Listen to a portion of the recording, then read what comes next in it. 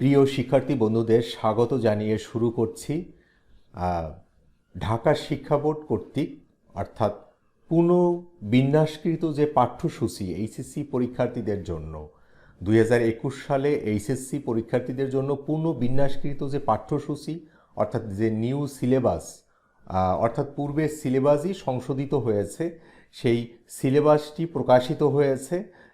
আমি ঢাকা শিক্ষা বোর্ডের ওয়েবসাইট থেকে সংগ্রহ করেছি। তো এই সিলেবাসটি আমরা শিক্ষার্থী বন্ধুদের সম্মুখে পুঙ্খানুপুঙ্খভাবে আলোচনা করব এবং ভিডিও আকারে প্রকাশ করব, যাতে শিক্ষার্থী বন্ধুদের এই পাঠ্যসূচি বুঝতে সুবিধা হয়। আমরা সবাই জানি যে কোভিড-19 কারণে কোভিড-19 পরিস্থিতির কারণে সিলেবাস এইচএসসি পরীক্ষার সিলেবাস পুনর্বিন্যাস করা হয়েছে, অর্থাৎ পূর্বের যে সিলেবাস ছিল সেই সিলেবাসকে একটু সংক্ষিপ্ত করা হয়েছে, যাতে আমাদের শিক্ষার্থী বন্ধুরা, যেহেতু আমরা দীর্ঘদিন কলেজে যেয়ে তোমাদেরকে ক্লাস নিতে পারিনি, সে কারণেই তোমাদের পরীক্ষার সুবিধার কারণে সরকার এইচএসসি পরীক্ষার এই সিলেবাসটি সংক্ষিপ্ত করেছে। আমি ব্যবসা শিক্ষার বিষয়গুলোর সেই সিলেবাসগুলো আজকে আলোচনা করব, যাতে তোমাদের বিষয়গুলো বুঝতে সুবিধা হয়। তো আমি প্রথমে ব্যবসা শিক্ষা বিষয়ের হিসাব বিজ্ঞান প্রথম পত্রের সিলেবাসটি দেখব। বিষয় কোড হচ্ছে 253 বিষয় কোড, হিসাব বিজ্ঞান প্রথম পত্র। এখানে লেখা আছে কোভিড-19 পরিস্থিতিতে 2021 সালে এইচএসসি পরীক্ষার পুনর্বিন্যাসকৃত পাঠ্যসূচি। আমি একটু স্ক্রল করে নিচের দিকে নামিয়ে দেখছি। এখানে দ্বিতীয় অধ্যায় দেয়া হয়েছে। আমরা এই ছকগুলো নিয়ে একটু কথা বলি। অধ্যায়গুলো দেয়া আছে যে কোন কোন অধ্যায়গুলো 2021 সালে যে এইচএসসি পরীক্ষা সংগঠিত হবে, সেই এইচএসসি পরীক্ষার শিক্ষার্থীদের এই অধ্যায় থেকে প্রশ্ন আসবে। দ্বিতীয় অধ্যায় হিসাবের বইসমূহ। হিসাবের বইসমূহ অধ্যায়ের শিরোনাম আমরা দেখতে পাচ্ছি পাঠ্যপুস্তকে উল্লেখিত শিক্ষণফল, অর্থাৎ যে পাঠ নেওয়া হবে বা যে পাঠ্যসূচি রয়েছে সেই পাঠ্যসূচির ক্ষেত্রে ওই পাঠ্যসূচি থেকে বা ওই বিষয়টি থেকে কি কি শিক্ষণফল, কিভাবে শিক্ষার্থীরা শিক্ষণফল ব্যাখ্যা করবে, সেই শিক্ষণফলের জন্য আলাদা একটা কলাম করা হয়েছে এবং পাঠ শিরোনাম, পাঠের বিষয়বস্তু নিয়ে আর একটা কলাম করা হয়েছে এবং নির্দিষ্ট সেই পাঠে কয়টি প্রশ্ন থাকতে পারে সেটি দেখানো হয়েছে। কয়টি প্রশ্ন না, দুঃখিত, কয়টি ক্লাস নেওয়া যেতে পারে এবং সেটিও দেখানো হয়েছে এবং ক্লাসের ক্রম অনুযায়ী সাজানো হয়েছে, যে প্রথম ক্লাস, দ্বিতীয় ক্লাস, তৃতীয় ক্লাস এবং মন্তব্যের জন্য একটা ঘর দেয়া আছে এবং পূর্ণ নম্বর 100, সে আগের মতোই 100 মার্কের পরীক্ষা হবে, যদিও অধ্যায়টা কমিয়ে দেওয়া হয়েছে। তো এখানে যে যে অধ্যায়গুলো থাকবে এবং এই অধ্যায়গুলো থেকেই বোর্ড পরীক্ষার প্রশ্ন হবে এইচএসসি পরীক্ষার্থীদের জন্য। তো আমরা অধ্যায় দিয়ে আলোচনা করি। আমি শিক্ষণফল নিয়ে একটু কথা বলি। শিক্ষণফল হচ্ছে যে একটা পাঠ শেষে একজন শিক্ষার্থী বন্ধু ওই পাঠের বিষয় কিভাবে ব্যাখ্যা করতে পারবে বা বর্ণনা করতে পারবে বা নির্ণয় করতে পারবে, সেই বিষয়টাই হচ্ছে শিক্ষণফল। অর্থাৎ পাঠ শেষে একজন শিক্ষার্থী বন্ধুরা কি পেল। তো আমাদের এই শিক্ষণফল নিয়ে আলোচনার প্রয়োজন নেই, আমরা শুধু পাঠ এবং পাঠের শিরোনামের এই বিষয়গুলো নিয়ে আমরা আলোচনা করার চেষ্টা করব।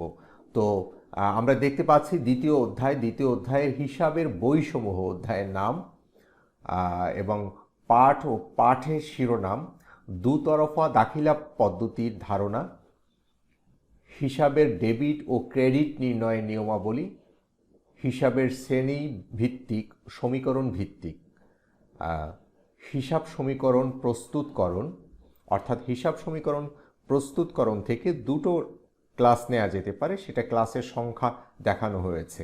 হিসাব চক্র, হিসাবের প্রাথমিক বইয়ের ধারণা ও শ্রেণী বিভাগ, কারবারি বাট্টা ও নগদ বাট্টা ধারণা, বিভিন্ন প্রকার জাবেদা ধারণা ও জাবেদা প্রস্তুতকরণ। এখানে ব্র্যাকেটে দেওয়া হয়েছে নগদান বই ও প্রকৃত জাবেদা। এখানে একটি ক্লাস দেওয়া হয়েছে এবং 3 ঘোড়া ও অগ্রদত্ত নিয়মে খুচরা নগদান বই। নগদ প্রাপ্তি, নগদ প্রদান, জাবেদা প্রস্তুতকরণ, হিসাবের চূড়ান্ত বই বা খতিয়ানের ধারণা, খতিয়ানভুক্তকরণ ও হিসাবের উদ্ধৃত নির্ণয়। তাহলে আমরা দ্বিতীয় অধ্যায়ের থেকে যে বিষয়গুলো পাঠ থাকবে এবং এই পাঠ থেকেই ধারণা বা এই বিষয়বস্তুর উপরে এইচএসসি পরীক্ষা হবে। যদিও এইচএসসি পরীক্ষা সৃজনশীল পদ্ধতিতে হবে নিঃসন্দেহে, সৃজনশীল পদ্ধতি হলেও মূলত এই সিলেবাস অনুযায়ী হবে, এই বিষয়বস্তু থেকেই সৃজনশীল প্রশ্ন থাকবে। তৃতীয় অধ্যায় আমরা দেখতে পাচ্ছি, তৃতীয় অধ্যায় দৃশ্যমান সম্পদের হিসাব রক্ষণ, তৃতীয় অধ্যায়ের নাম। অর্থাৎ এখানে আমরা পাঠ ও পাঠের বিষয়ে শিরোনাম আমরা দেখতে পাচ্ছি স্থায়ী সম্পদের ধারণা, স্থায়ী সম্পদের মূল্যায়ন, অবচয় ধার্যের বিবেচ্য বিষয়, অবচয় ধার্যের ও হিসাবভুক্তকরণের পদ্ধতি, ক্রমহ্রাসমান জের পদ্ধতি, হিসাবরক্ষণ সরল রৈখিক, ক্রমহ্রাসমান জের পদ্ধতি হিসাবরক্ষণ, সরল রৈখিক বা স্থির কিস্তি পদ্ধতি হিসাবরক্ষণ। এই জায়গা থেকে দুটো ক্লাস নেওয়া যেতে পারে, সেটি দেখিয়েছে। যদি আমরা সবগুলো ক্লাস হিসাব করি তাহলে 18তম বা 19তম ক্লাস আমরা বলবো। তারপরে হচ্ছে স্থায়ী সম্পত্তির ক্রয় ও বিক্রয় সংক্রান্ত লেনদেন হিসাবভুক্তকরণ করতে পারবে। তৃতীয় অধ্যায় থেকে আমরা দেখতে পাচ্ছি নগদান বই। তৃতীয় অধ্যায় হচ্ছে ব্যাংক সমন্বয় বিবরণী দিয়ে, তৃতীয় অধ্যায় ব্যাংক সমন্বয় বিবরণী থেকে ব্যাংক সমন্বয় বিবরণীর ধারণা, উদ্দেশ্য, নগদান বই ও ব্যাংক বিবরণী উদ্ধৃতের মধ্যে গরমিলের কারণ এবং প্রচলিত পদ্ধতিতে ব্যাংক সমন্বয় বিবরণী প্রস্তুতকরণ। এরপরে আমরা চতুর্থ অধ্যায় থেকে আমরা দেখব রেওয়ামিল। চতুর্থ অধ্যায় রেওয়ামিল পাঠ ও পাঠের শিরোনাম হচ্ছে রেওয়ামিলের ধারণা, বৈশিষ্ট্য, হিসেবে অশুদ্ধি ও অশুদ্ধির শ্রেণী বিভাগ এবং অনিশ্চিত হিসাব ও অশুদ্ধি সংশোধন দাখিলা। অষ্টম অধ্যায় থেকে, অষ্টম অধ্যায়ের নাম হচ্ছে দৃশ্যমান সম্পদের হিসাব রক্ষণ, স্থায়ী সম্পদের ধারণা, স্থায়ী সম্পদের মূল্যায়ন, অবচয় ধার্যের বিবেচ্য বিষয়, অবচয় ধার্যের ও হিসাবভুক্তকরণ পদ্ধতি, ক্রমহ্রাসমান জের পদ্ধতি হিসাব রক্ষণ, সরল রৈখিক স্থির কিস্তি পদ্ধতির হিসাব রক্ষণ। স্থায়ী সম্পত্তি ক্রয় ও বিক্রয় সংক্রান্ত লেনদেন হিসাবভুক্তকরণ করতে পারবে। নবম অধ্যায় আর্থিক বিবরণী। আর্থিক বিবরণীর অধ্যায় থেকে আর্থিক বিবরণী ও এর বিভিন্ন অংশ, বিশদ আয় বিবরণী ও এর প্রস্তুত প্রণালী, সেবা প্রদানকারী প্রতিষ্ঠানের জন্য এক ধাপ ও পণ্য ক্রয় বিক্রয়কারী প্রতিষ্ঠানের জন্য বহু ধাপ বিশিষ্ট, মালিকানা সত্ত্ব বিবরণী ও এর প্রস্তুত প্রণালী, স্থায়ী সম্পদ, বিনিয়োগ, চলতি সম্পদ, দীর্ঘমেয়াদী ও চলতি দায়ের পরিচিতি। আর্থিক বিবরণী, আর্থিক অবস্থার বিবরণী ও এর প্রস্তুত প্রণালী।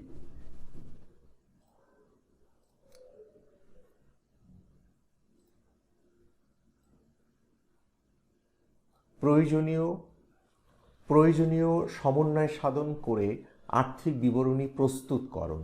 তাহলে আমরা নবম অধ্যায়ের আর্থিক বিবরণী অধ্যায় থেকে কোন কোন বিষয় বা পাঠ্যসূচিতে রয়েছে সেই বিষয়গুলো আমরা দেখেছি। এরপরে আমাদের নবম অধ্যায় শেষ এবং এখানে বলা হচ্ছে যে মান বন্টন, বর্তমানে প্রচলিত প্রশ্নপত্রের ধারা ও মান বন্টন অপরিবর্তিত থাকবে। অর্থাৎ পূর্বে যেভাবে মান বন্টন ছিল প্রশ্নে ঠিক সেইভাবেই থাকবে। এক্ষেত্রে মান বন্টনের কোনো পরিবর্তন আনেনি, শুধু পাঠ্যসূচি বা সিলেবাসের পরিবর্তন এনেছে। অর্থাৎ পূর্বের তুলনায় সিলেবাস কিছুটা কমিয়ে দেওয়া হয়েছে। আমরা এবারে হিসাব বিজ্ঞান দ্বিতীয় পত্রের সিলেবাসগুলো দেখব, নতুন সিলেবাস দেখব। হিসাব বিজ্ঞান দ্বিতীয় পত্রের বিষয় কোড 254।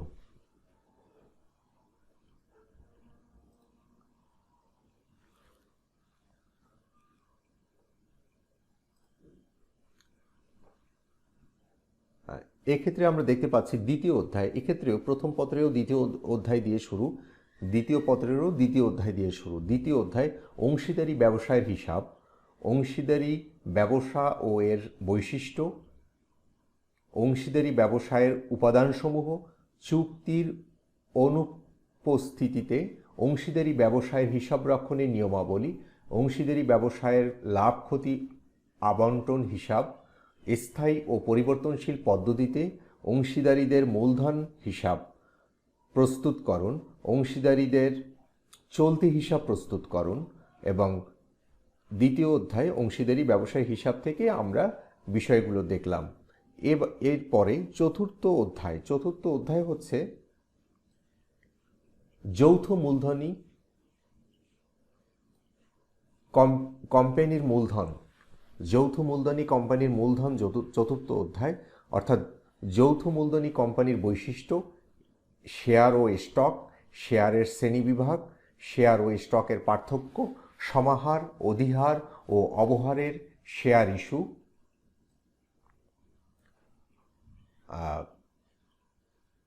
এবং যৌথ মূলধনী কোম্পানির আর্থিক বিবরণী, কোম্পানির আর্থিক বিবরণী প্রস্তুতের উদ্দেশ্য প্রয়োজনীয়তা, কোম্পানির বিশদ আয় বিবরণী ও এর প্রস্তুত প্রণালী বহু ধাপ, কোম্পানির মালিকানা সত্ত্ব বিবরণী ও এর প্রস্তুত প্রণালী, কোম্পানির আর্থিক অবস্থার বিবরণী ও এর প্রস্তুত প্রণালী, প্রয়োজনীয় সমন্বয় সাধন করে কোম্পানির আর্থিক বিবরণী প্রস্তুতকরণ। তাহলে আমরা পঞ্চম অধ্যায় যৌথ মূলধনী কোম্পানির আর্থিক বিবরণীতে দেখলাম। এরপরে ষষ্ঠ অধ্যায় আর্থিক বিবরণী বিশ্লেষণ, আর্থিক বিবরণী বিশ্লেষণ অধ্যায় থেকে আর্থিক বিবরণী বিশ্লেষণের প্রয়োজনীয়তা, অনুপাত বিশ্লেষণ, স্বল্পমেয়াদী ঋণ পরিশোধ ক্ষমতা তারল্যের অনুপাতসমূহ, মূলধন অর্জন ক্ষমতার অনুপাতসমূহ, সচ্ছলতার অনুপাতসমূহ। এরপরে অষ্টম অধ্যায় মজুত পণ্যের হিসাবরক্ষণ পদ্ধতি, মজুত পণ্য মূল্যায়নের গুরুত্ব প্রয়োজনীয়তা, এবং এখানে আগে আসলে আগে যাবে অর্থাৎ ফিফো ও ভারযুক্ত গড় ওয়েটেড অ্যাভারেজ পদ্ধতিতে মজুত পণ্য মূল্যায়ন, অর্থাৎ যে মজুত পণ্য মূল্যায়নের যে দুটো নিয়ম আছে সেই ফিফো এবং ওয়েটেড অ্যাভারেজ পদ্ধতিতে মজুত পণ্য মূল্যায়ন। এখানে 5টি ক্লাস নেওয়া যেতে পারে, তাহলে সর্বমোট ক্লাস হচ্ছে 42টি। আর মান বন্টনের ক্ষেত্রে বলা হচ্ছে যে বর্তমানে প্রচলিত প্রশ্নপত্রের ধারা ও মান বন্টন অপরিবর্তিত থাকবে, অর্থাৎ পূর্বে যেভাবে মান বন্টন ছিল ঠিক সেভাবেই মান বন্টন থাকবে।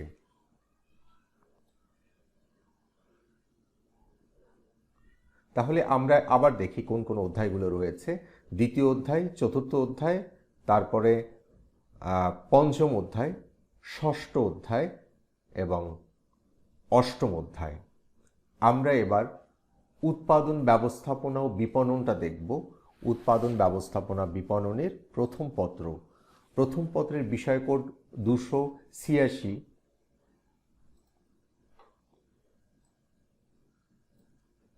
এখানে আমরা দেখতে পাচ্ছি প্রথম অধ্যায় হিসাব বিজ্ঞানে যেমন শুরু হয়েছে দ্বিতীয় অধ্যায় থেকে, এখানে আমরা দেখতে পাচ্ছি যে প্রথম অধ্যায় সিলেবাসভুক্ত রয়েছে, অর্থাৎ পাঠ্যসূচির মধ্যে রয়েছে এই পুনর্বিন্যাসকৃত যে পাঠ্যসূচি নির্ধারণ করা হয়েছে 2021 সালে যে এইচএসসি পরীক্ষার্থীদের জন্য।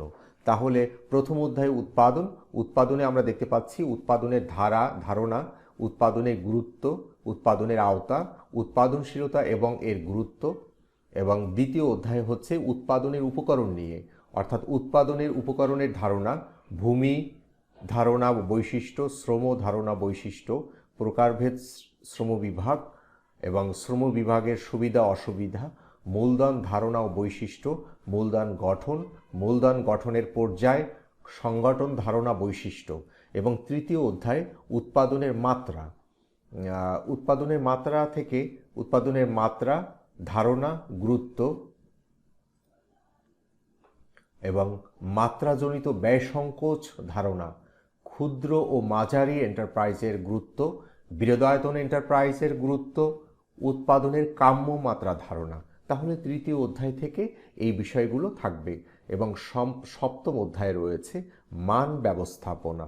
মান ব্যবস্থাপনা ধারণা গুরুত্ব, নিম্নমানের পণ্য উৎপাদনজনিত খরচ অর্থাৎ cost of poor quality, prevention cost, appraisal cost, internal cost, external failure cost এবং ঐতিহাসিক প্রেক্ষাপট, মান নিয়ন্ত্রণ, কোয়ালিটি কন্ট্রোল, মান নিশ্চিতকরণ, কোয়ালিটি অ্যাসুরেন্স, টোটাল কোয়ালিটি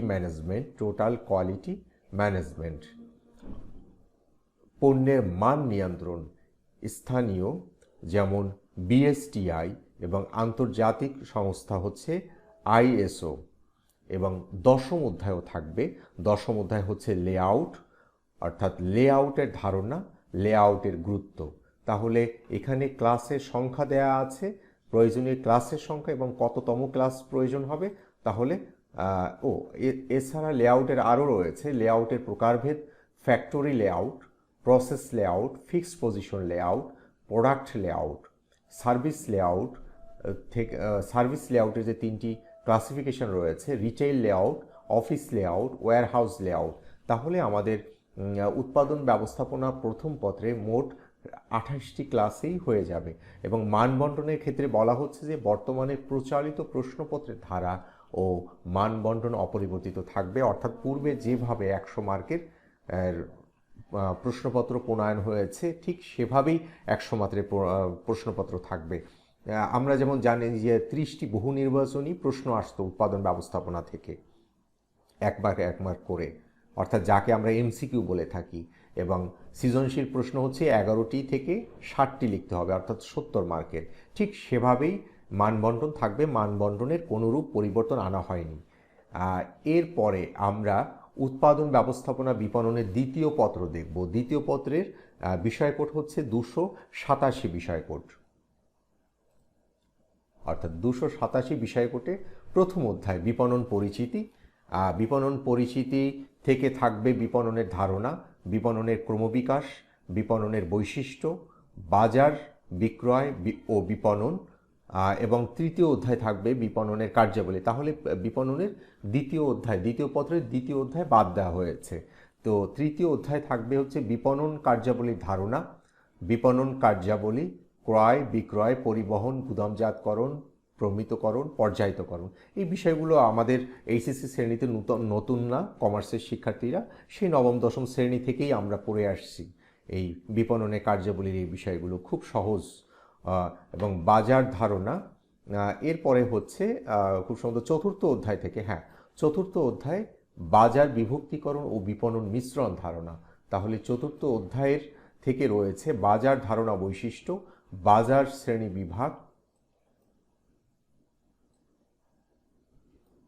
এবং ভোক্তা বাজার, শিল্প বাজার, বাজার বিভক্তিকরণ ধারণা, বাজার বিভক্তিকরণের ভিত্তি, কার্যকর বাজার বিভক্তিকরণের বিবেচ্য বিষয়, বিপণন মিশ্রণের ধারণা, বিপণন মিশ্রণের উপাদান। চতুর্থ অধ্যায়। এরপরে পঞ্চম অধ্যায় থাকবে। পঞ্চম অধ্যায় কোন বিষয়গুলো নিয়ে আলোচনা হয়েছে? পঞ্চম অধ্যায় হচ্ছে পণ্য ও পণ্যের মূল্য নির্ধারণ। পঞ্চম অধ্যায় থাকবে, আমরা দেখি পঞ্চম অধ্যায় থেকে পণ্যের ধারণা, পণ্যের শ্রেণীবিভাগ, ভোগ্যপণ্য, শিল্পপণ্য, ভোগ্যপণ্য, পণ্যের বিপণনে বিবেচ্য বিষয়সমূহ এবং শিল্পপণ্যের বিপণনে বিবেচ্য বিষয়, পণ্যের জীবনচক্র ও পণ্যের জীবনচক্রের স্তর, পণ্যের মূল্য নির্ধারণের ধারণা, পণ্যের মূল্য নির্ধারণের উদ্দেশ্য, পণ্যের মূল্য নির্ধারণ পদ্ধতি, পণ্যের মূল্য নির্ধারণের প্রভাব বিস্তারকারী উপাদান। এবং এটা বোধহয় বোঝা যাচ্ছে না, অর্থাৎ পণ্যের আর এটা বোধহয় খুব সুন্দর ডিসকাউন্ট বা রিবেটের কথা বলা হচ্ছে, অর্থাৎ পণ্যের মূল্য নির্ধারণের ডিসকাউন্ট বা রিবেটের সুবিধা, কী কী সুবিধা রয়েছে। তাহলে আমাদের উৎপাদন ব্যবস্থাপনা বিপণনের দ্বিতীয় পত্রে 42টি ক্লাসের মধ্যেই হয়ে যাবে। আশা করছি শিক্ষার্থী বন্ধুরা আমরা যদি কলেজ খোলার পরে 2 থেকে 3 মাস সময় পাই তাহলে আবার রিক্যাপ করতে পারবো। এবং আর যদি রিক্যাপ করার সময় নাও পাওয়া যায় তাও অসুবিধা নেই, কারণ আমরা সেই কোভিড পরিস্থিতির পূর্বেই আমরা এই অধ্যায়গুলো তোমাদেরকে পড়িয়েছি এবং অনলাইন ক্লাসেও বারবার এটা রিপিট করা হয়েছে ওই অধ্যায়গুলো। এবং মানবন্টন একইভাবে যে পূর্বের বর্তমানে প্রচলিত প্রশ্নপত্রের ধারা ও মানবন্টন অপরিবর্তিত থাকবে, অর্থাৎ পূর্বে যেভাবে 100 মার্কের পরীক্ষা হতো ঠিক সেভাবেই 100 মার্কের পরীক্ষা হবে। তাহলে আমরা উৎপাদন ব্যবস্থাপনা বিপণন বিষয়ের সেই পুনঃবিন্যাসকৃত পাঠ্যসূচি দেখলাম। এবারে আমরা অর্গানাইজেশন, বিজনেস অর্গানাইজেশন এবং ম্যানেজমেন্ট আমরা দেখব। ব্যবসা সংগঠন ব্যবস্থাপনা, প্রথম পত্রে বিষয় কোড 277। এখানে প্রথম অধ্যায় থেকে প্রশ্ন থাকবে। প্রথম অধ্যায় ব্যবসায়ের মৌলিক ধারণা। ব্যবসায়ের মৌলিক ধারণা, ব্যবসায়ের মৌলিক ধারণার মধ্যে রয়েছে ব্যবসায়ের ধারণা, ব্যবসায়ের আওতা, শিল্পের বৈশিষ্ট্য ও প্রকারভেদ, বাণিজ্যের বৈশিষ্ট্য প্রকারভেদ, প্রত্যক্ষ সেবার বৈশিষ্ট্য প্রকারভেদ এবং বাংলাদেশের ব্যবসায়ের আওতা হিসাবে শিল্প, বাণিজ্য ও প্রত্যক্ষ সেবার সমস্যা সম্ভাবনা, সামাজিক ব্যবসায়ের ধারণা, ব্যবসায়ের কার্যাবলী, ব্যবসায়ের গুরুত্ব, অর্থনৈতিক উন্নয়নে ব্যবসায়ের অবদান, জীবিকা অর্জনের উপায় হিসাবে ব্যবসায়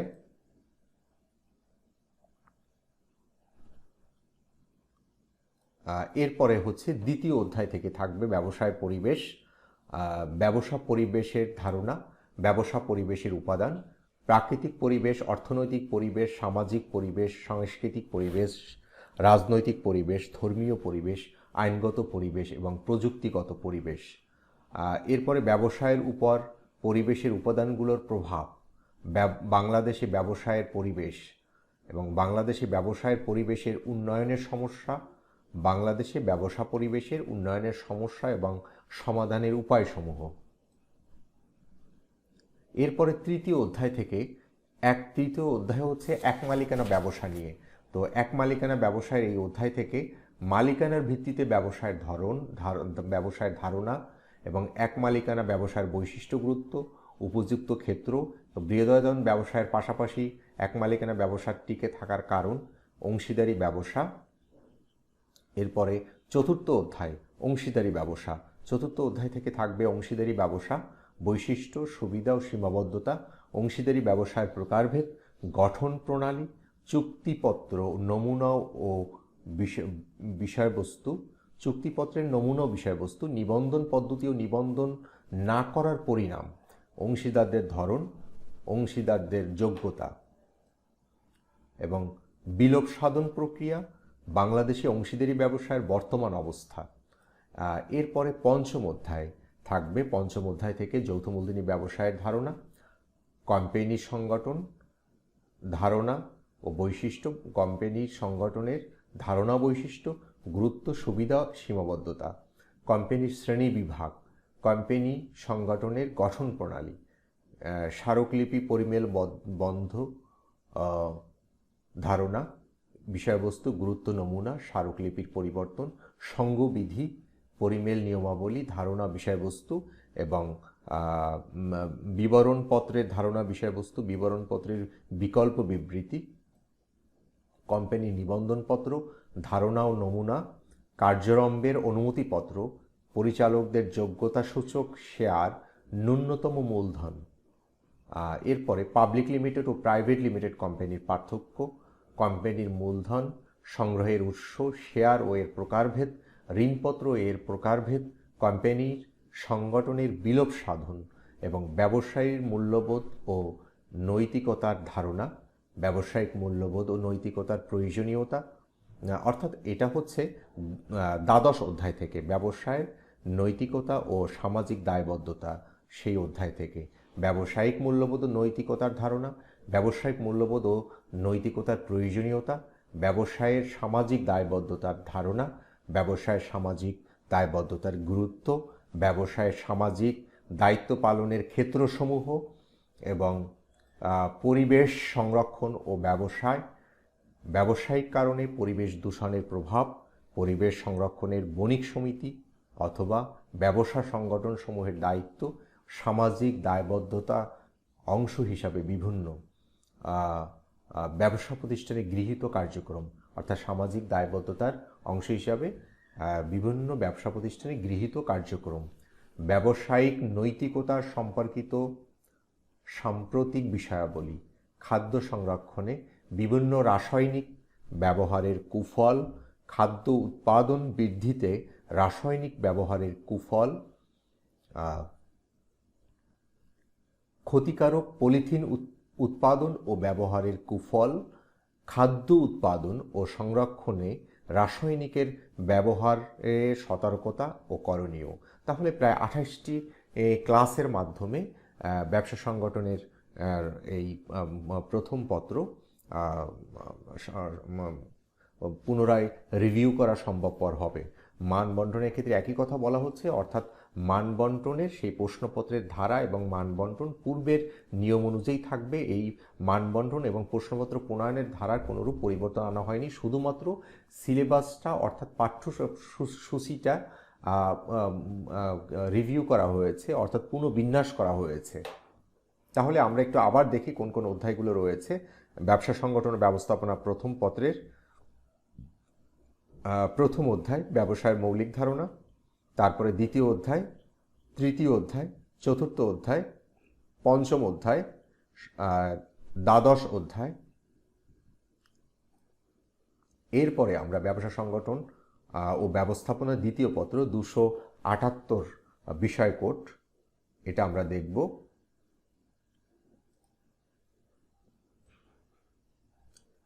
প্রথম অধ্যায়, দ্বিতীয় পত্রের প্রথম অধ্যায় হচ্ছে ব্যবস্থাপনার ধারণা, অর্থাৎ ব্যবস্থাপনার ধারণা, ব্যবস্থাপনার উৎপত্তি ও ক্রমবিকাশ, ব্যবস্থাপনার গুরুত্ব, ব্যবস্থাপনার কার্যাবলী, ব্যবস্থাপনার চক্র, আওতা, বিভিন্ন স্তর, ব্যবস্থাপনা কি একটি পেশা, ব্যবস্থাপনার সার্বজনীনতা। তাহলে প্রথম অধ্যায়ের এই বিষয়গুলো থাকবে। দ্বিতীয় অধ্যায় হচ্ছে ব্যবস্থাপনার নীতি নিয়ে, অর্থাৎ ব্যবস্থাপনার নীতির ধারণা, ব্যবস্থাপনার মৌলিক নীতি বা আদর্শসমূহ, আদর্শ ব্যবস্থাপকের দক্ষতা। এবং তৃতীয় অধ্যায় হচ্ছে তৃতীয় অধ্যায় পরিকল্পনা প্রণয়ন ও সিদ্ধান্ত গ্রহণ, পরিকল্পনার ধারণা, পরিকল্পনার বৈশিষ্ট্য, পরিকল্পনার লক্ষ্য, উদ্দেশ্য ও পরিকল্পনা। এরপরে পরিকল্পনা প্রণয়নের ধাপ, পরিকল্পনার প্রকারভেদ, পরিকল্পনার গুরুত্ব, উত্তম পরিকল্পনার বৈশিষ্ট্য। এরপরে চতুর্থ অধ্যায় সংগঠিতকরণ, সংগঠিতকরণ ও সংগঠনের ধারণা, আদর্শ সংগঠনের বৈশিষ্ট্য, সংগঠিতকরণ ও সংগঠনের গুরুত্ব, সংগঠনের নীতিমালা, সংগঠন কাঠামোর ধারণা, সংগঠন কাঠামোর প্রকারভেদ, সংগঠন কাঠামোর প্রণয়নের বিবেচ্য বিষয় এবং কর্মী। এরপরে পঞ্চম অধ্যায় কর্মী সংস্থান, কর্মী সংস্থান থেকে কর্মী সংস্থান ও মানব সম্পদের ধারণা এবং কর্মী সংগ্রহ, কর্মী নির্বাচন পদ্ধতি, কর্মী নিয়োগ ও প্রশিক্ষণ। এবং ষষ্ঠ অধ্যায় নেতৃত্ব থেকে আমরা দেখতে পাচ্ছি নেতৃত্বের ধারণা, নেতৃত্বের গুরুত্ব, নেতৃত্বের প্রকারভেদ, আদর্শ নেতার গুণাবলী এবং নেতার কার্যাবলী, নেতৃত্বের বিকাশের সমস্যা ও দূরীকরণের উপায়। এবং দশম অধ্যায় থাকবে নিয়ন্ত্রণ, দশম অধ্যায় থেকে নিয়ন্ত্রণের ধারণা, নিয়ন্ত্রণের বৈশিষ্ট্য এবং নিয়ন্ত্রণের গুরুত্ব এবং নিয়ন্ত্রণের পদক্ষেপ এবং নিয়ন্ত্রণের নীতিমালা। তাহলে আমরা এবার দেখব প্রথম থেকে আবার। আর প্রথম অধ্যায় থাকবে, দ্বিতীয় অধ্যায় থাকবে, তৃতীয় অধ্যায় থাকবে ব্যবসা সংগঠন ও ব্যবস্থাপনা দ্বিতীয় পত্রের কথা বলছি, এবং দ্বিতীয় অধ্যায়, তৃতীয় অধ্যায়, চতুর্থ অধ্যায়, পঞ্চম অধ্যায়, তারপরে ষষ্ঠ অধ্যায়, তারপরে দশম অধ্যায়, অর্থাৎ সপ্তম, অষ্টম, নবম এই তিনটি অধ্যায় থাকবে না, দশম অধ্যায়। এবং এখানে বলা হচ্ছে একই কথা যে প্রশ্নপত্রের ধারা এবং মানবন্টন পূর্বের বিগত সালের বছরগুলোর মতো থাকবে, অর্থাৎ এই ক্ষেত্রে কোনোরূপ পরিবর্তন করা হয়নি, শুধুমাত্র পরিবর্তন আনা হয়েছে পাঠ্যসূচির ক্ষেত্রে। আমরা তাহলে এবারে আমরা ফিনান্স সাবজেক্টটা দেখব। ফিনান্স ব্যাংকিং ও বিমা, ফিনান্স ব্যাংকিং ও বিমার প্রথম পত্র বিষয় কোড 292 বিষয় কোড। আমি একটু বড় করে নিচ্ছি স্ক্রল করে, হ্যাঁ দেখতে সুবিধা হবে। ফিনান্সের প্রথম পত্র অর্থায়নের সূচনা, এই অধ্যায়ে থাকবে অর্থায়নের ধারণা, ক্রমবিকাশ, অর্থায়নের স্বরূপ, অর্থায়নের কার্যাবলী, তহবিল সংগ্রহ, মূলধন বাজেটিং সিদ্ধান্ত, স্বল্পমেয়াদী সম্পদ ব্যবস্থাপনা, তহবিলের বন্টন, সামষ্টিক অর্থনীতির কাঠামো এবং অর্থায়নের ভূমিকা, অর্থায়নের নীতিসমূহ, তারল্য ও মুনাফা, ঝুঁকি মুনাফা নীতি, পোর্টফোলিও বৈচিত্র্যায়নের নীতি, অর্থায়নের লক্ষ্য, মুনাফা সর্বোচ্চকরণ, সম্পদ সর্বোচ্চকরণ, সামাজিক দায়বদ্ধতা ও অর্থায়ন। আর তৃতীয় অধ্যায় থাকবে অর্থের সময়মূল্য, অর্থের সময়মূল্য ধারণা, অর্থের বর্তমান মূল্যের ধারণা, অর্থের বর্তমান মূল্য নির্ণয়ের প্রক্রিয়া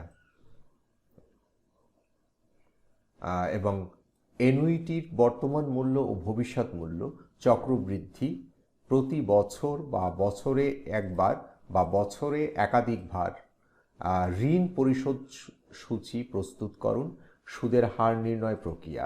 এবং অষ্টম অধ্যায় থাকবে অর্থাৎ অর্থের বর্তমান মূল্য আমরা দেখলাম, অর্থের সময় মূল্য। তারপরে হচ্ছে অষ্টম অধ্যায় মূলধন বাজেটিং ও বিনিয়োগ সিদ্ধান্ত, মূলধন বাজেটিংয়ের ধারণা, প্রকল্পের ধারণা, স্বাধীন প্রকল্প, পরস্পর বর্জনশীল প্রকল্প, প্রকল্পের শ্রেণীবিভাগ, মূলধন বাজেটিংয়ের আওতা, নতুন বিনিয়োগ সিদ্ধান্ত এবং প্রকল্প সম্প্রসারণ,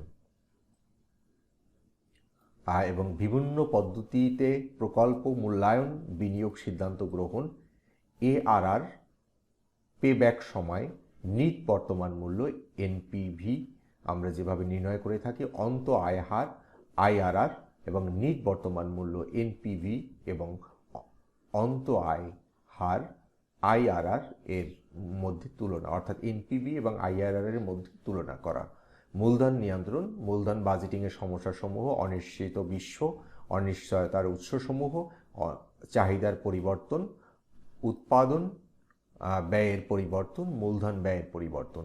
এবং নবম অধ্যায় থাকবে ঝুঁকি এবং মুনাফার হার, বিনিয়োগ এবং মুনাফার হার, ঝুঁকির কারণ, একক ঝুঁকি, পোর্টফোলিওর প্রেক্ষিতে ঝুঁকি, ঝুঁকির প্রকারভেদ, মোট ঝুঁকি, কোম্পানি ঝুঁকি, বাজার ঝুঁকি, ঝুঁকির উৎস এবং অনিশ্চয়তা, ঝুঁকির পরিমাণ, আদর্শ বিচ্যুতি, স্ট্যান্ডার্ড ডেভিয়েশন, সম্ভাবনা বিন্যাস, প্রবাবিলিটি ডিস্ট্রিবিউশন, বিভেদাঙ্ক, coefficient of variation.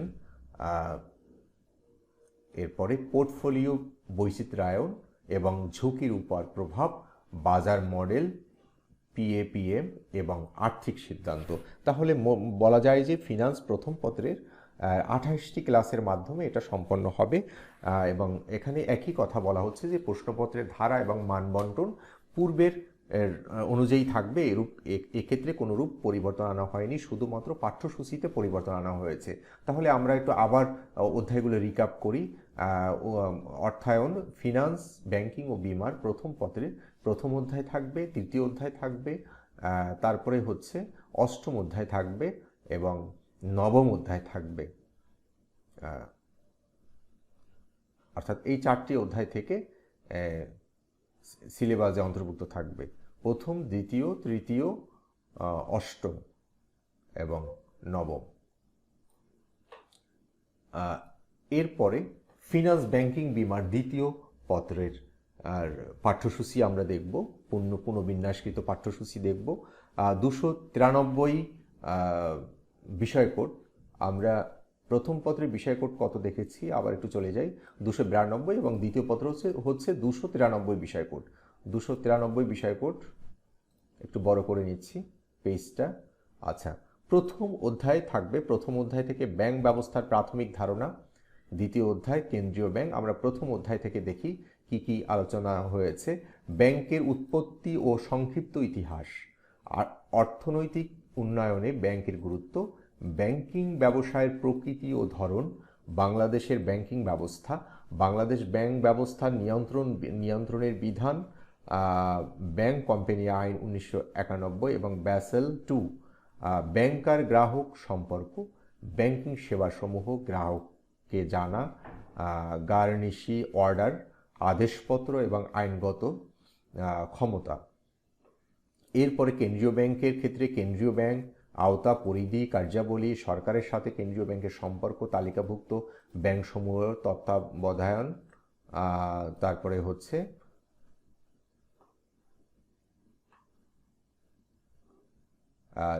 Note issue, আচ্ছা বাদ পড়ে গেল কি না, বাদ পড়েনি, নোট ইস্যুকরণ এবং অর্থের যোগান নিয়ন্ত্রণ, কেন্দ্রীয় ব্যাংকের ঋণ নিয়ন্ত্রণ পদ্ধতিসমূহ, মুদ্রা বাজার তত্ত্বাবধায়ন এবং নিকাশ ঘর কার্যাবলী পদ্ধতি, গুরুত্ব নিকাশ ঘরের। এবং ষষ্ঠ অধ্যায় চেক, বিল অফ এক্সচেঞ্জ ও প্রমিসরি নোট। সেক্ষেত্রে আমরা দেখতে পাচ্ছি চেকের ধারণা, চেকের প্রকারভেদ, চেকের পক্ষসমূহ, বিভিন্ন প্রকার চেকের সুবিধা ও অসুবিধা, চেক সম্পর্কিত প্রতারণা ও জালিয়াতির বিপক্ষে ব্যাংকের নিরাপত্তা ব্যবস্থা এবং চেক অনুমোদন এবং অনুমোদনের প্রকারভেদ, চেকের অমর্যাদা, হারানো চেকের জন্য করণীয়, বিল অফ এক্সচেঞ্জ ও প্রমিসরি নোট এর পরিচিতি ও ব্যবহার। তারপরে হচ্ছে ব্যবহার। এরপরে নবম অধ্যায় ইলেকট্রনিক্স ও আধুনিক ব্যাংকিং, ব্যাংক পরিচালনা ও গ্রাহক সেবায় প্রযুক্তির ব্যবহার, ইলেকট্রনিক ব্যাংকিং এর ধারণা ও গুরুত্ব, গ্রাহকের জন্য আধুনিক ব্যাংকিং সুবিধা ও সেবাসমূহ, ইলেকট্রনিক ব্যাংকিং ব্যবস্থায় গ্রাহকদের তথ্য সংগ্রহ এবং গোপনীয়তা। তারপরে দশম অধ্যায় থেকে থাকবে বিমা সম্পর্কে মৌলিক ধারণা, বিমার ধারণা, বিমার গুরুত্ব, সংক্ষিপ্ত ইতিহাস, ঝুঁকি এর প্রকারভেদ, বিমা ব্যবসায়ের মূলনীতি, বিমা চুক্তির বৈশিষ্ট্য, প্রকৃতি, অপরিহার্য উপাদান, বিমার শ্রেণীবিভাগ, বাংলাদেশে বিমা ব্যবসায়ের বর্তমান অবস্থা, বাংলাদেশে বিমা ব্যবসায়ের নিয়ন্ত্রক সংস্থা। এবং একাদশ অধ্যায় থেকে জীবন বীমার ধারণা, বৈশিষ্ট্য, শ্রেণীবিভাগ, জীবন বীমা চুক্তি সম্পাদন প্রক্রিয়া, দাবি আদায় পদ্ধতি, প্রিমিয়াম, বোনাস, বার্ষিক বৃত্তি, সমর্পণ মূল্য, পুনঃবীমা ও দ্বৈত বীমা। এবং তাহলে এখানে দেখা যাচ্ছে যে সর্বমোট 42টি ক্লাসের মধ্যে এটা পুনরায় রিভিউ করা সম্ভবপর হবে। আর প্রশ্নপত্রের ধারা এবং মানবন্টন পূর্বের তুলনায় এক্ষেত্রে কোনোরূপ পরিবর্তন আনা হয়নি, শুধু পাঠ্যসূচিতে পরিবর্তন আনা হয়েছে। তাহলে আমরা এবার একটু শুধু অধ্যায়গুলো দেখব। দ্বিতীয় পত্রের প্রথম অধ্যায়, দ্বিতীয় অধ্যায়, তারপরে হচ্ছে ষষ্ঠ অধ্যায় এবং নবম অধ্যায়, দশম অধ্যায় এবং একাদশ অধ্যায় থেকে এবং ফিনান্স অর্থায়ন অর্থাৎ ফিনান্স, ব্যাংকিং ও বিমার আর দ্বিতীয় পত্রের পাঠ্যসূচিগুলো রয়েছে। এবং আমরা এর সঙ্গে একটু জিওগ্রাফি আলোচনা করি। প্রশ্ন হচ্ছে যে জিওগ্রাফি তো ব্যবসা শিক্ষার বিষয় কি? আসলে এটা মানবিকের বিষয়। তারপরে হচ্ছে যে জিওগ্রাফি আবার ব্যবসা শিক্ষা অনেক বাংলাদেশে অনেক কলেজেই ব্যবসা শিক্ষার শিক্ষার্থীরা জিওগ্রাফিকে ফোর্থ সাবজেক্ট হিসাবে নিয়ে থাকে। তাহলে আমরা জিওগ্রাফিটাও একটু সংক্ষেপে আলোচনা করে ফেলি। জিওগ্রাফি ভূগোলের প্রথম পত্র, বিষয় কোড 125। এক্ষেত্রে আমরা দেখি কোন কোন অধ্যায়গুলো রয়েছে আমাদের সিলেবাসে। একটু বড় করে নিচ্ছি। দ্বিতীয় অধ্যায় পৃথিবীর গঠন অর্থাৎ ভূতত্ত্ব ও পৃথিবীর অভ্যন্তরীণ গঠন, পৃথিবীর ভূমিরূপ, অবস্থান, গঠন কাঠামো, বাংলাদেশের ভূপ্রকৃতির বৈশিষ্ট্য, ব্যবহারিক রয়েছে। ব্যবহারিক হচ্ছে সমোন্নতি রেখা হতে ভূমির বন্ধুরতা প্রদর্শন।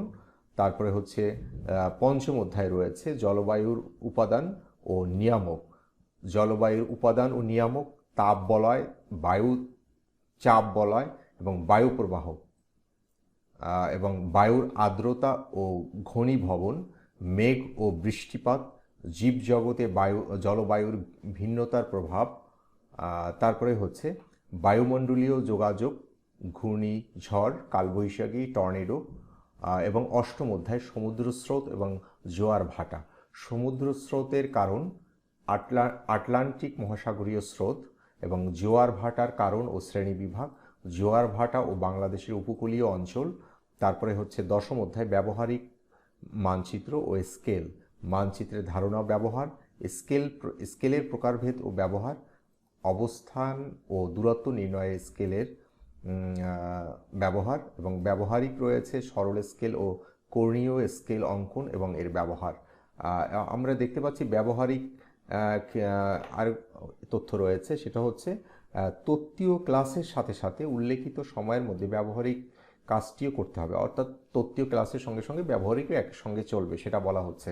তাহলে ব্যবহারিক সম্পর্কে একটি ইনস্ট্রাকশন দেওয়া আছে, সমোন্নতি রেখা হতে ভূমির বন্ধুরতা প্রদর্শন, অর্থাৎ সাংকোপ আকৃতির পাহাড়, মালভূমি, অবতল ও উত্তল ঢাল এবং সরল স্কেল অঙ্কন ও এর ব্যবহার এবং কর্ণীয় স্কেল অঙ্কন ও এর ব্যবহার। এবং প্রশ্নপত্রের ধারা এবং মানবন্টন পূর্বের তুলনায় থাকবে এবং শুধুমাত্র অধ্যায় গুলো। এবং এখানে দশম অধ্যায়ের আরেকটু রয়েছে, সেটা হচ্ছে ব্যবহারিকের তালিকায় 2 ও 3 নং এবং ব্যবহারিক 27-28তম ক্লাসে সম্পন্ন করতে হবে। হ্যাঁ, একটা নির্দেশনা দেওয়া আছে যে কত নম্বর ক্লাসে এই ব্যবহারিকটা সম্পন্ন করা হবে, সেই নির্দেশনা। তাহলে আমরা একটু দেখি যে কোন কোন অধ্যায়গুলো রয়েছে, আবার একটু রিক্যাপ করি।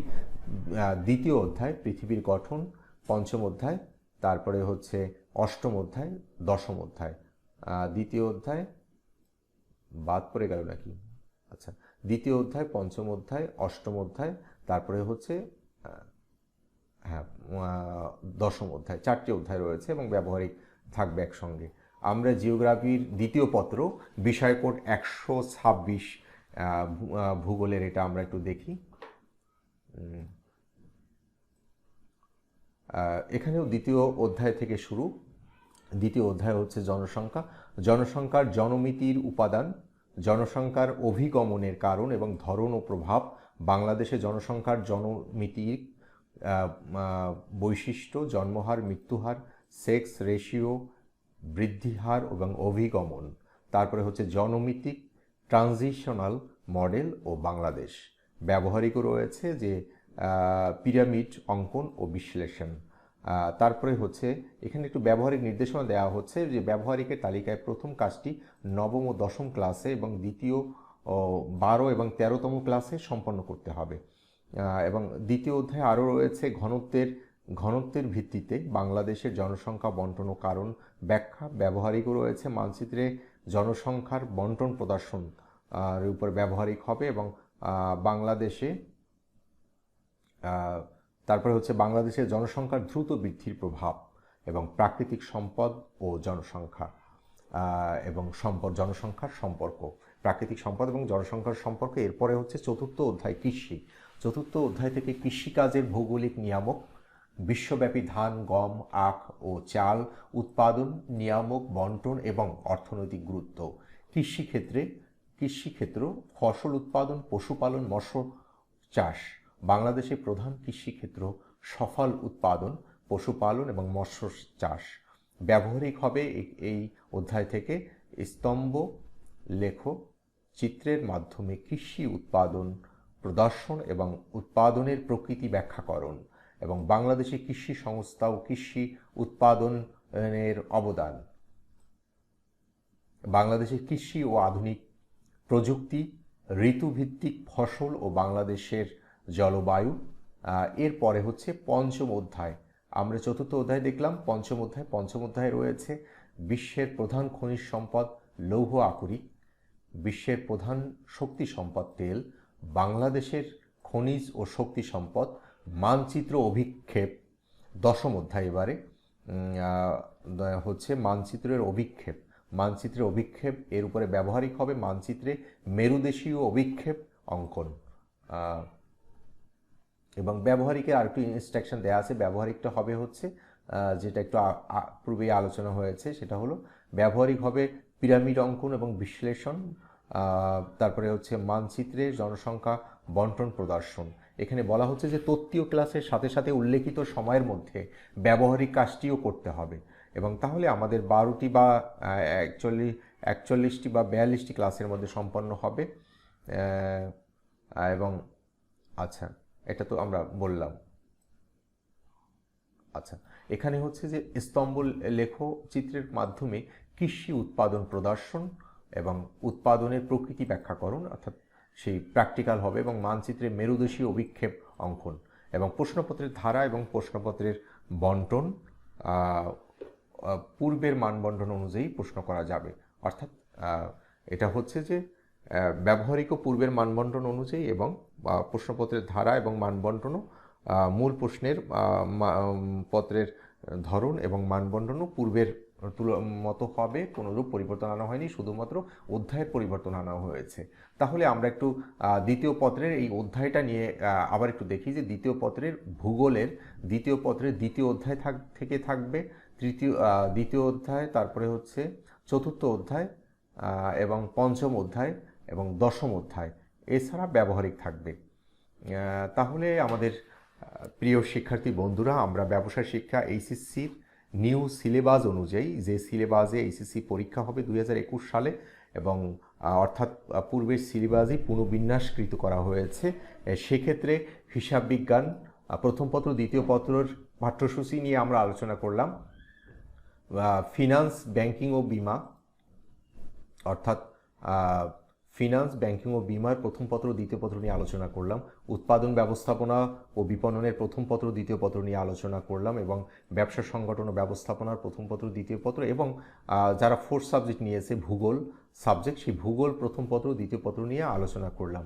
তাহলে তোমরা এই ভিডিওটা তোমাদের বন্ধুদের নিকট শেয়ার করবে, যাতে তোমাদের প্রিয় শিক্ষার্থী বন্ধুরা তোমরা সবাই তোমাদের সবসময় তোমাদের সিলেবাসটা তোমাদের ভিডিও আকারে তোমাদের কাছে থাকবে, যেন তোমরা এই সিলেবাস অনুযায়ী খুব ভালোভাবে পরীক্ষার প্রস্তুতি নিতে পারো। আশা করছি তোমাদের 2021 সালে অনুষ্ঠিতব্য এইচএসসি পরীক্ষা তোমাদের খুব এই সংক্ষিপ্ত সিলেবাস অনুযায়ী তোমাদের খুব ভালো একটা প্রিপারেশন হবে, এবং সেই প্রত্যাশা করছি যে তোমরা খুব ভালো করে প্রিপারেশন নাও এবং তোমাদের পরীক্ষা খুব ভালো পরীক্ষা হোক, সেই আশাবাদ ব্যক্ত করে আজকের পাঠ আয়োজন বা আজকের এই পাঠ্যসূচি বিষয়ক আলোচনা সমাপ্ত করছি।